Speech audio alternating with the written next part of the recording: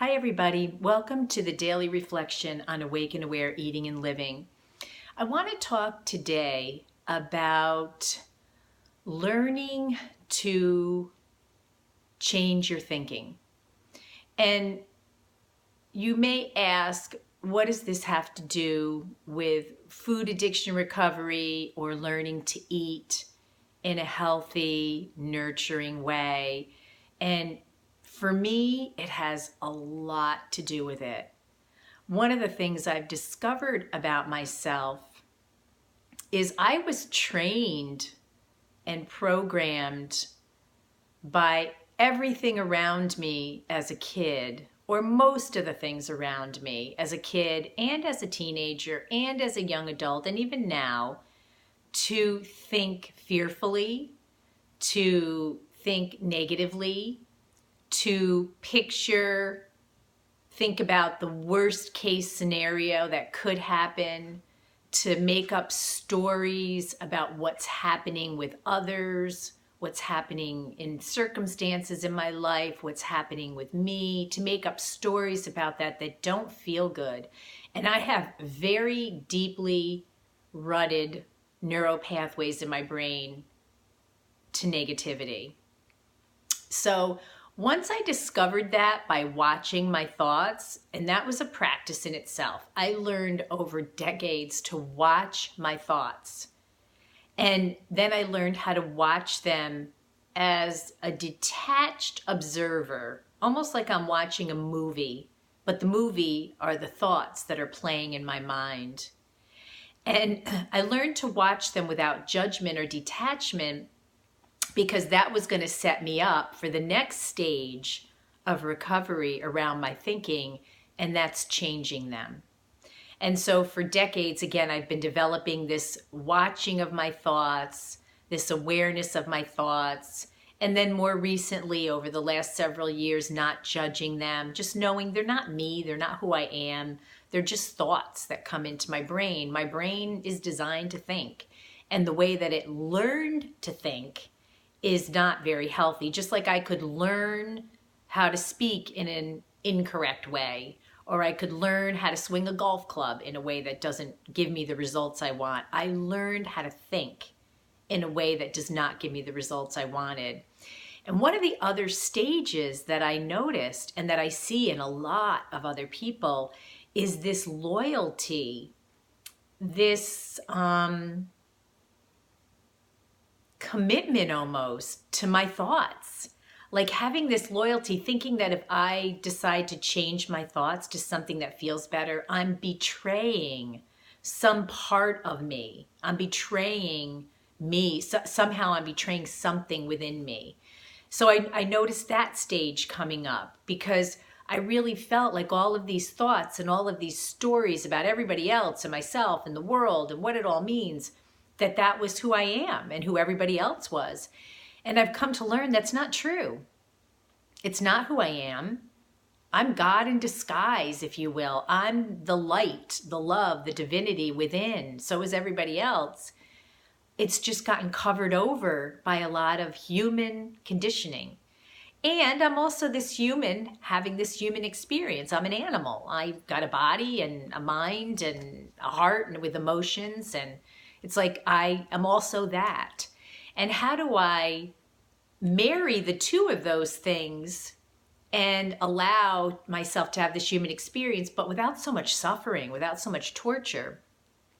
And so one of the practices that I've been doing a lot lately, and I feel corny saying it, I feel corny doing it, is I've been doing a lot of affirmations to reprogram my thinking, to reprogram my mind.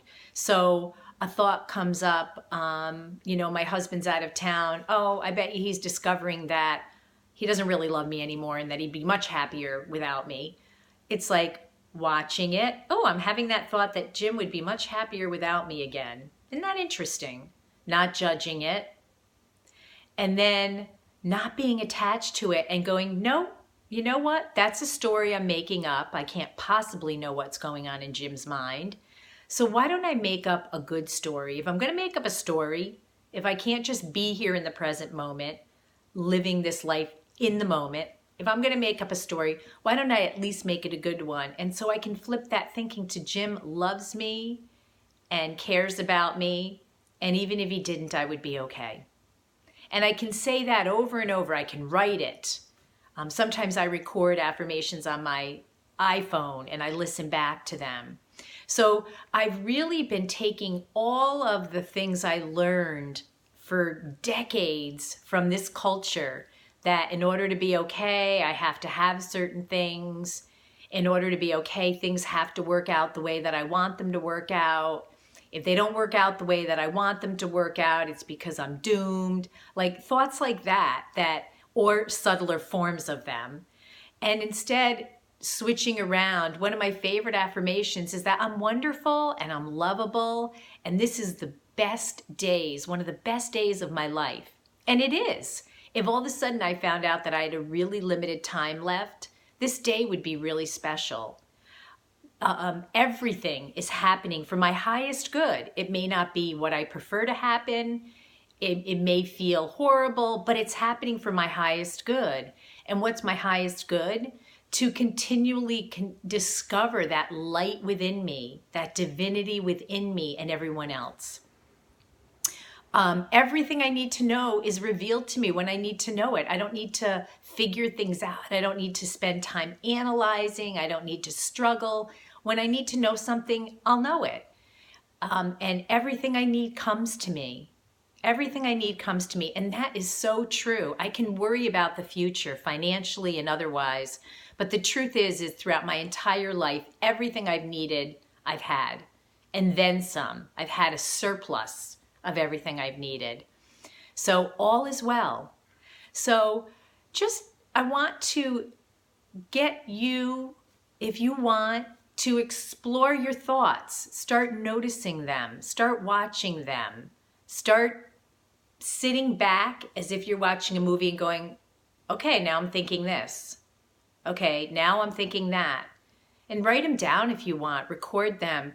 And then at some point, stop judging them.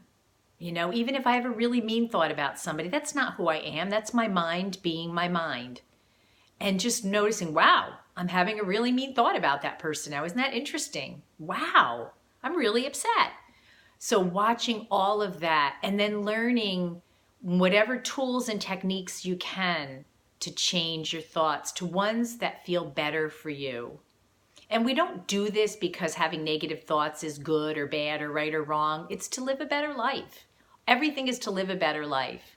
So that's all for now. I hope that you have lots of awarenesses and awakenings today. I hope you get to watch your thoughts with detachment, with curiosity today, and that you discover ways to turn them into something more. And it's not pretending, but it's just living more from the ultimate truth, the inner truth and reality that we are all the light and the love and the divinity. So, thanks.